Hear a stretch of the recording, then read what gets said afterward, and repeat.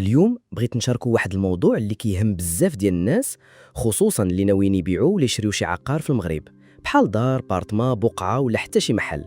بزاف كيوقع لهم انهم كيتفاجئوا بمصاريف زايده على الثمن اللي تفاهموا عليه في الاول، وهنا كيولي المشكل كبير. الهدف ديال هذا النقاش هو نوضحوا شنو هما هاد المصاريف والضرائب والاتعاب اللي كيجيبوا مع عمليه البيع والشراء، باش اي واحد يفكر يدير هاد الخطوه يكون عارف راسو فين غادي. قبل ما نكملوا، معاكم قناة راديو القانون اللي غادي نتكلموا فيها على القانون اللي كيهمنا حنا كمغاربة. غادي نتكلموا على المواضيع اللي غادي تفيد وتعتق كتير منكم، من كوارث قانونية اللي سببها الجهل بالقانون، وكذلك حسن النية الزايد على اللزوم. ما تنسوش تابوناو ودعمونا بلايك. نرجعوا لموضوعنا. غادي نبداو اولا بالبائع، حيت هو الاول اللي كيكون معني بالقضيه. البائع في الغالب الهم الكبير ديالو هو الضرائب، حيت هي اللي كتجي عليه مباشره، ولكن ماشي ديما ضروري يخلص، حيت كاينين بعض الشروط اللي لا توفروا كيستافد من الاعفاء. مثلا الا كان داك العقار السكن الرئيسي ديالو وساكن فيه اكثر من 6 سنين، هنا كيقدر يتفادى الضريبه على الارباح العقاريه. ولكن الا ما كاينش اعفاء، خاصو يخلص هذه الضريبه اللي معروفه باي ار على الارباح العقاريه. من جهه اخرى كاينين المصاريف ديال العقد اللي كيتكتب عند النطار ولا العدول ولا حتى المحامي المقبول عند محكمه النقد. في الغالب المتعارف عليه هو ان المشتري هو اللي كيخلص هذه الاتعاب، ولكن ممكن في شي حالات البائع هو اللي يتكلف بها، خصوصا الا كان هذا الشرط مذكور في الوعد بالبيع وتفاهموا عليه بجوج، يعني كل شيء راجع للاتفاق. ولكن القاعده العامه هي المشتري هو اللي كيخلص هذا الشيء. دابا نجيبوا النقطه مهمه بزاف واللي هي جديده نسبيا، وهي الضرائب المحليه. القانون تبدل ولات المسؤوليه على النطار ولا العدول انهم ما يكملوش العقد الا ما جابش البائع شهاده كتبت باللي العقار نقي من الضرائب المحليه، خصوصا ضريبه الخدمات الجماعيه اللي الناس كيعرفوها بضريبه النظافه. يعني الا كانت الدار ولا الارض مسجل عليها شي ضرائب قديمه عند الجماعه، خاص البائع ضروري يمشي يخلصها ويجيب شهاده البراءه قبل ما يتسجل البيع. بلا هاد الوثيقه العقد ما يدارش. وبطبيعه الحال هاد الشيء كامل كيوري لنا ان البائع عنده واجبات مهمه قبل ما يفكر يبيع، خاصو يكون عارف شنو عليه ويصفي كل شيء قبل. اما بالنسبه للمشتري، هو الاخر كيتحمل مصاريف كبيره بحال مصاريف التسجيل في اداره الضرائب ورسوم التحفيظ العقاري، وزيد عليهم اتعاب النطاره والعدول. يعني العمليه ماشي قدر ثمن العقار، وانما كاينين بزاف ديال الحوايج اللي كيتضافوا عليه. ملي كتجيب شهاده كتبت انك خلصت كل شيء، عادي النوطير ولا العدول يقدروا يكملوا معاك في الاجراءات ديال البيع بلا مشاكل. فهمت دابا؟ يعني قبل ما الواحد يفكر في الرباح ولا الضريبه ديال البيع، خاصو بالاول يصفي الحساب القديم مع الجماعه. هذاك هو اللي كاين. وملي كتسالي هذه القضيه ديال الضرائب القديمه، كيبقى سؤال: شنو هي الضريبه الكبيره اللي كتجي على البائع من بعد ما يبيع؟ الجواب واضح. الضريبه الاساسيه والكبيره اللي كتفرض الدوله على البائع هي الضريبه على الارباح العقاريه. الاسم الرسمي ديالها هو TPE Taxe sur les profits immobiliers. الفكره ديال الدوله سهله، كتقول لك مادام بعتي هذا العقار راه درتي واحد الربح مادي منه، واخا تكون بعتيه بنفس الثمن اللي شريتيه به او حتى ناقص شويه، فالقانون كيشوف باللي كاين ربح المفترض، ومن تم خاصك تخلص عليه الضريبه الا كنتي في حاله من حالات الاعفاء. هاد حالات الاعفاء مهمين بزاف، وخص الواحد يكون عارفهم مزيان، حيث كيقدروا يوفروا فلوس كبار على الناس. الحاله الاولى هي الاعفاء المرتبط بالثمن الاجمالي ديال البيع. يعني إلى واحد باع شي عقار ولا مجموعة ديال العقارات في نفس العام، والمبلغ الكلي اللي تخليه من هاد البيعات كاملين ما فاتش 14 مليون سنتيم، يعني 140 ألف درهم، هنا كيكون معفى من الضريبة TPE. هاد الحالة كتنفع بزاف في المعاملات الصغار. الحالة الثانية هي المشهورة بزاف، وهي ديال السكن الرئيسي. إلى الدار اللي بعتيها كانت هي السكن الرئيسي ديالك، ما كتخلصش عليها الضريبة، ولكن وهذه مهمة، كاين شرط المدة. خاصك تكون ساكن فيها كسكن رئيسي لمدة ما كتقلش على 5 سنين قبل تاريخ البيع، والمدة كتحسب من نهار دخلت وسكنت، ماشي غير من نهار شريتي وخليتها خاوية ولا كريتيها لشي حد. القانون كيفهم السكن الرئيسي بجوج معاني: يا إما هذه هي الدار الوحيدة اللي عندك في المغرب كامل باسمك، وفي هذه الحالة كيعتبر تلقائيا سكن رئيسي بلا ما تحتاج تثبت والو، يا إما عندك ديور أخرين، وفي هذه الحالة خاصك تصرح عند إدارة الضرائب باللي هذه هي الدار اللي ساكن فيها أغلب الوقت، يعني السكن الرئيسي ديالك. توضيح للمغاربة اللي عايشين على برا، حتى هما كيستافدوا من نفس الشروط تقريبا، ولكن عندهم شرط زايد: باش يستافدوا من الإعفاء ديال السكن الرئيسي خاص الدار اللي في المغرب تكون هي الوحيدة اللي عندهم مسجلة باسمهم. وخا يكونوا مخلين فيها والديهم والولاد ديالهم ساكنين، المهم هو الملكية خاص تكون هي الوحيدة اللي بسميتهم في المغرب كامل. وطبعا خاص تكون دازت عليها ديك المدة ديال 5 سنين كملكية وساكن. وكان واحد استثناء صغير في هذا الشرط ديال 5 سنين، شنو هو؟ بالنسبة للسكنة الاجتماعية اللي كتكون مدعمة من الدولة، المدة المطلوبة ديال السكن الفعلي ماشي 5 سنين غير 3 سنين، وبهذا الشكل كيستافد المالك من الإعفاء. مزيان هاد التوضيح حيث كاينين بزاف ديال الناس اللي كيتسناو غير هاد السكن الاجتماعي ويبيعوه. دابا واش كاينه حالات اخرى ديال الإعفاء؟ ايه كاينه حالة اخرى واخيرة، وهي ملي الواحد كيبيع بلا مقابل مادي، يعني كيعطي داك العقار فابور بحال إلا دار هبة ولا صدقة. ولكن هاد الإعفاء ماشي لأي واحد، القانون حدد لائحة ديال المستفيدين: الأصول باك يماك جدك جداتك، الفروع أولادك بناتك حفادك، الزوج ولا الزوجة ديالك، خوتك وخواتاتك. يعني إلا عطيت هاد العقار لشي واحد من هاد الفئة بلا ما تشد منه حتى ريال، في ديك الساعة كتكون معفى من الضريبة على الأرباح العقارية. هاد شي واضح ومهم بزاف والواحد خاصو يكون عارفه. ولكن مؤخرا ولينا كنسمعوا على واحد الوثيقة جديدة، شي شهادة قبلية اللي كتعطيها مصالح الضرائب قبل البيع. شنو الدور ديالها بالضبط؟ هذه فعلا إضافة مهمة جابها قانون المالية في هذه الأعوام الأخيرة. دابا البائع ولات عنده إمكانية مهمة، قبل ما يدير العقد النهائي ديال البيع يقدر يمشي لإدارة الضرائب ويطلب منهم واحد الوثيقة كتسمى الشهادة القبلية لتصفية الضريبة على الأرباح العقارية. وشنو الفايدة ديالها؟ الفايدة كبيرة وكتيرة، كتعطيه جواب رسمي ومسبق على 2 أسئلة حاسمة. إلا كان البائع كيظن أنه عنده الحق في الإعفاء، مثلا عنده شرط السكن الرئيسي 5 سنين، هاد الشهادة كتأكد ليه بشكل رسمي واش إدارة الضرائب موافقين على هاد الإعفاء ولا لا، بناء على الوراق اللي قدم ليهم، يعني كتقطع الشك باليقين. إلا ما كانش معفى، هاد الشهادة كتحدد ليه بالدرهم شحال خاصو يخلص كضريبة TPE. والأهم من هاد الشيء، هاد الحساب اللي كتعطيه الشهادة كيبقى نهائي بناء على التقييم اللي دارته إدارة الضرائب للثمن الحقيقي ديال العقار، ماشي بالضرورة الثمن اللي صلح به البائع.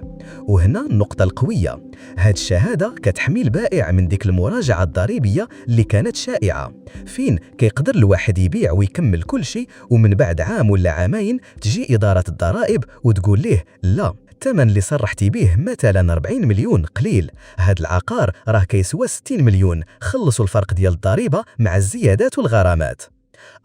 يعني هاد الشهادة كتعطيه ضمانة وأمان، كتعطيه الرقم النهائي من الأول وكتهنيه من أي مفاجآت من بعد.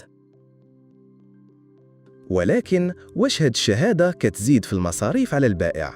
حيث في الأول قلتي باللي البائع عليه غير الضرائب غالباً، هي ماشي ضريبة زايدة، ولكن باش تاخدها كاينين وحدين المصاريف غير مباشرة اللي قدر تزيد عليه. غالباً باش إدارة الضرائب تعطيك هاد الشهادة القبلية كيطلبوا ليك تجيب لهم نسخة من وعد بالبيع اللي كتكون درتيه عند النوتير مع المشتري، وفي هاد الوعد كيكون مذكر الثمن اللي اتفقتوا عليه، وهاد الوعد براسو ما كيتخلصش بلاش، حيث النوتير عنده الأتعاب ديالو. هاد الأتعاب قدر تكون ما بين 2000 و 3000 درهم تقريباً، وكتزيد عليها 100 درهم ديال الرسوم ديال تسجيل الوعد بالبيع في إدارة الضرائب. إذن هي تكلفة إضافية، ولكن في المقابل كتعطيك ضمانة واضحة وكتهنيك من بزاف ديال المفاجآت. دابا إلا واحد ما عندوش الحق في الإعفاء وخدا هاد الشهادة القبلية، غيعرف شحال غيخلص وما غيبقاش يحتسب. كيفاش كيتحسب أصلاً هاد الضريبة ديال TPE؟ السماع كيقول باللي كاينين 2 احتمالات، وفعلا كاينين 2 طرق، وإدارة الضرائب كتشوف أشنو اللي غيعطيه مبلغ أكبر وهو اللي خاصك تخلصه. الحساب الأول كيشوفوا الربح الصافي الحقيقي اللي درتي. الربح الصافي يساوي الثمن اللي بعتي به ناقص الثمن اللي شريتي به في الأول، أو التكلفة ديال بناء الدار إلا كانت مبنية. من هذا الفرق كينقصوا مصاريف اللي عندها وراق، مصاريف الشراء، تحسينات في العقار إلى آخره.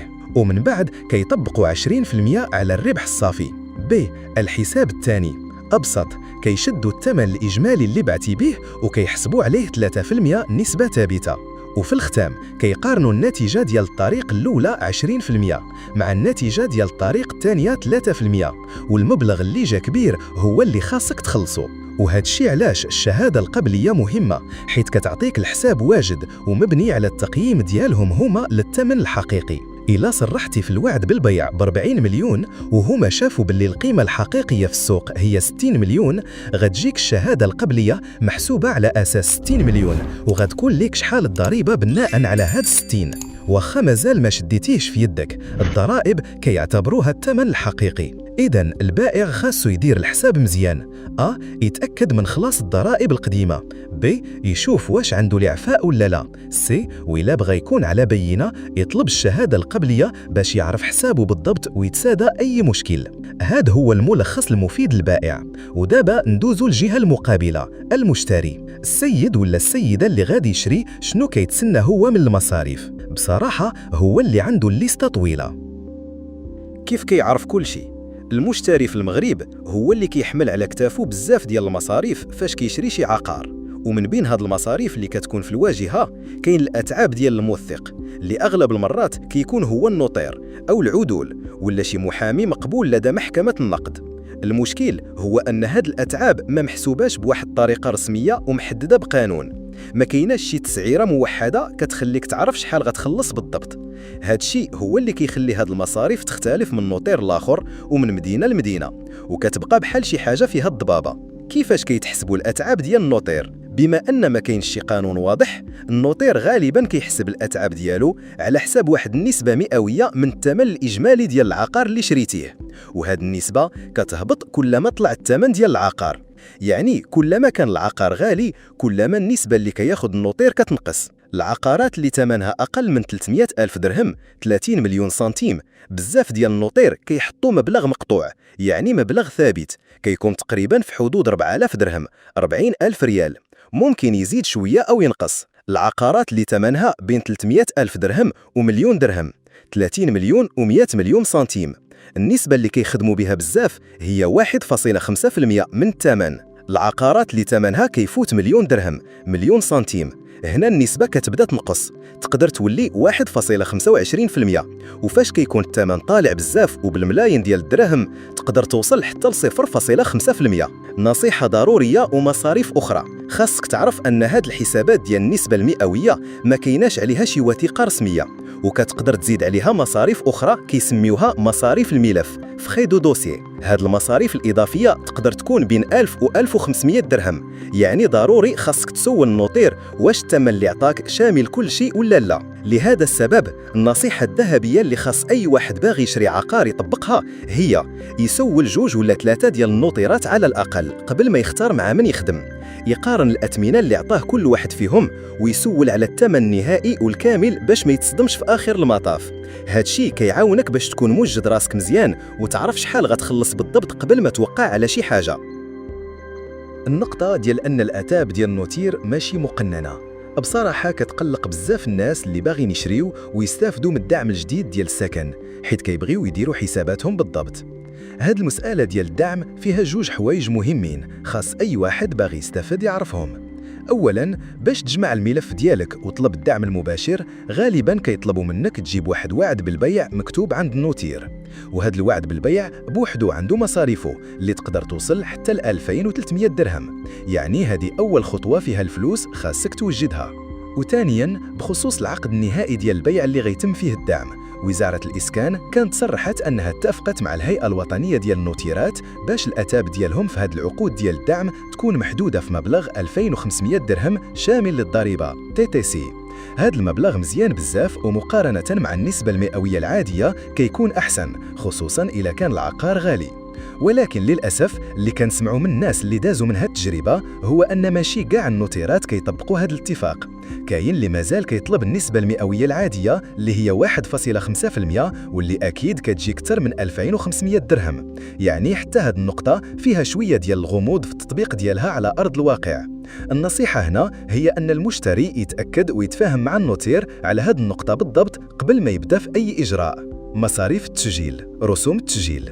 من بعد ما كيسالي المشتري مع النوتير وكيخلص الاتاب ديالو، كيبقاو ليه 2 محطات كبار ديال الخلاص باش العقار يولي ديالو قانونيا ومقيد في سميتو. المحطة الثانية اللي كتجي من بعد اتاب النوتير هي مصاريف التسجيل او رسوم التسجيل، دغوا دونغيسترومون. هادو فلوس كتخلصها لإدارة الضرائب، بحال شي ضريبة على الشراء كتخلصها للدولة مقابل تسجيل العقد ديال الشراء ديالك في السجلات الرسمية ديالها باش ياخذ تاريخ ثابت. شحال كتكون هاد المصاريف؟ النسبة ديالها ماشي ثابتة وكتختلف على حساب النوع ديال العقار اللي شريتيه. الأرض العادية، أرض فلاحية أو بقعة أرضية، رسوم التسجيل كتكون 5% من الثمن اللي مكتوب في العقد. مثال، إلا شريتي أرض ب200 ألف درهم 20 مليون سنتيم، التسجيل ديالها غيكون هو 10,000 درهم مليون سنتيم اللي هي 5% ديال 200 ألف درهم. هاد الشيء كيوري أن عملية الشراء فيها بزاف ديال المراحل وكل مرحلة عندها مصاريفها، وخاص الواحد يكون موجد راسو مزيان باش ما يتصدمش. من بعد ما شفنا مصاريف التسجيل ديال الأرض، دابا نشوفوا الحالة الثانية فاش كتشري شي حاجة مبنية.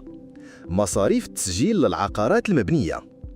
إلا شريتي شي عقار مبني بحال دار، شقة، فيلا، محل تجاري أو مكتب، النسبة ديال رسوم التسجيل كتكون أقل شوية. هنا كتخلص 4% من الثمن اللي شريتيه به. مثال، إلا شريتي شقة ب 300 ألف درهم 30 مليون سنتيم، رسوم التسجيل غتكون 12 ألف درهم 1.2 مليون سنتيم اللي هي 4% ديال 300 ألف درهم.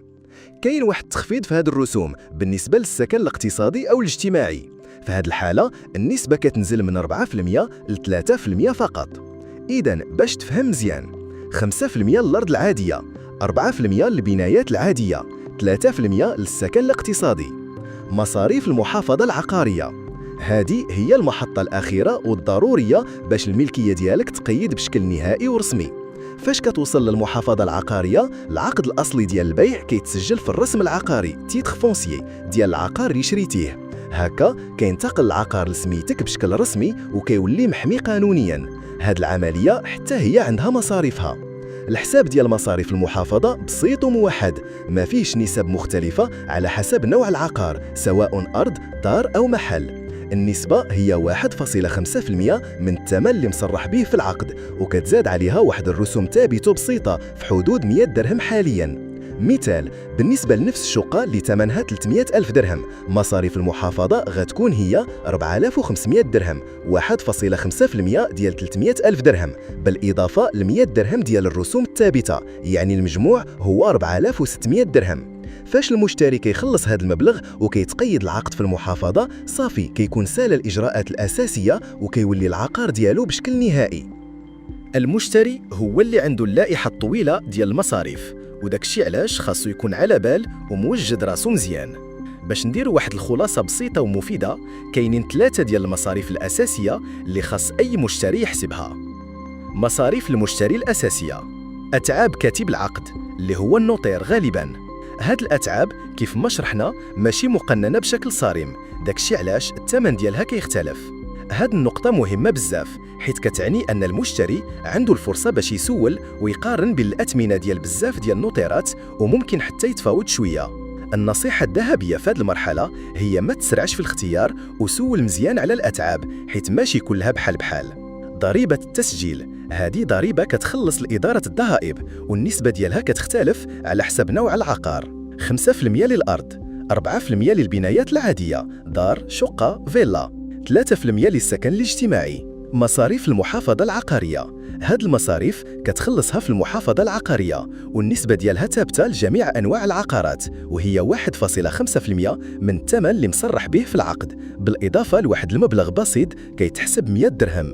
إذن أي واحد باغي يشري عقار في المغرب ويحسب المصاريف التقريبية اللي غيزيدها فوق الثمن الأصلي، خاصو يجمع هاد المصاريف ب3. الشفافية في المستقبل. صراحة هاد التفاصيل والحسابات التقريبية كنتمنى تكون عطات فكرة واضحة لأي واحد كيفكر يدخل في هاد المغامرة ديال شراء عقار في المغرب. المعرفة المسبقة بهاد الأمور كتنقص بزاف من الضغط والمشاكل اللي ممكن يطيح فيها المشتري. كاين واحد السؤال مهم كيبقى مطروح للمستقبل، هو كيفاش ممكن نزيدوا قدام باش نوصلوا لواحد الشفافية أكبر ووضوح تام في جميع المصاريف من الأول. حاليا مازال كاين اختلاف في الاتعاب ديال بعض المهن بحال النوطير، حيت ماشي مقننه بمرسوم واضح، واخا كاين مبادرات بحال الشهاده القبليه اللي جات باش تنقص من الغموض في المساله ديال الضرائب. السؤال هو كيفاش ممكن نديرو باش المواطن سواء كان بائع ولا مشتري يدخل لهاد العمليه وهو عارف بالضبط شحال غيخسر وما يتعرضش لاي مفاجآت او حسابات مختلفه. هادشي كيبقى واحد التحدي كبير لتطوير هاد القطاع. شكراً على الاستماع، ونتمنى تكونوا استفدتوا معنا اليوم، ونتلاقوا في موضوع جديد إن شاء الله.